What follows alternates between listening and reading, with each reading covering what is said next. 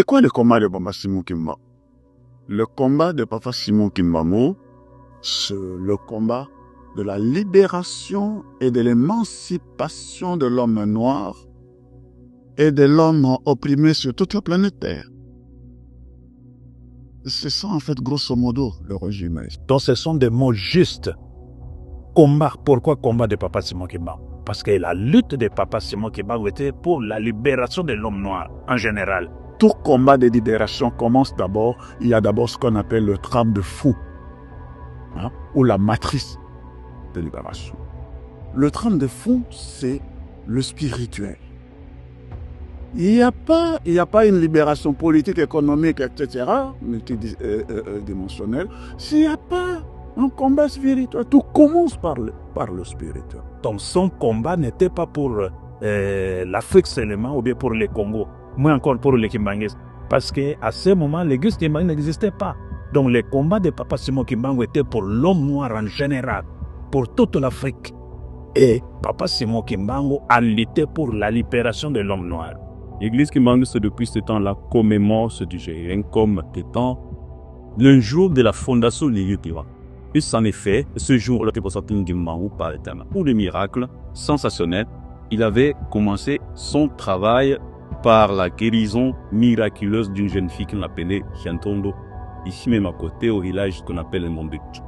Et après ça, arrivé toujours en Banzangungu, on allait les crucifier.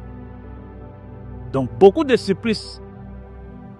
Heureusement qu'il a dit, seul mon maître Jésus qui était crucifié, moi je ne serai pas crucifié.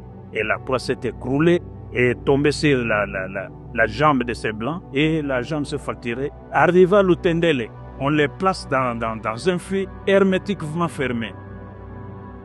Donc un fût hermétiquement fermé et jeté dans le fleuve Congo à partir de Lutendele. Là où il y a un tourbillon pour qu'il parte définitivement. Mais subitement, Papa Simon Kimbangu est sorti sain et a commencé à marcher sur les eaux du fleuve Congo. Donc ce n'est pas seulement Jésus qui a marché sur les eaux, mais plutôt Papa Simon Kimbangu aussi a marché sur les eaux du fleuve Congo.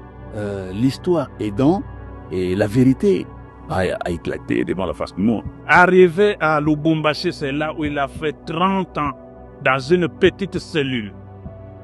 30 ans de prison, alors que personne dans ce monde a fait 30 ans dans une prison. Nelson Mandela a fait 27 ans. Mais il est aujourd'hui honoré. Alors que Papa Simon Kimbangu l'a fait 30 ans. Mais les gens ne veulent pas en parler. Et surtout nos Congolais, nos Africains. C'est pourquoi le monde doit comprendre que Papa Simon Kimbangu n'était pas venu ici, au monde, uniquement pour le Congolais.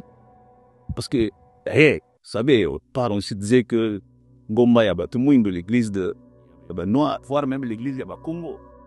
Alors, lorsque les gens prennent conscience que nous avons une matrice, nous avons le trame de fond, le fondement,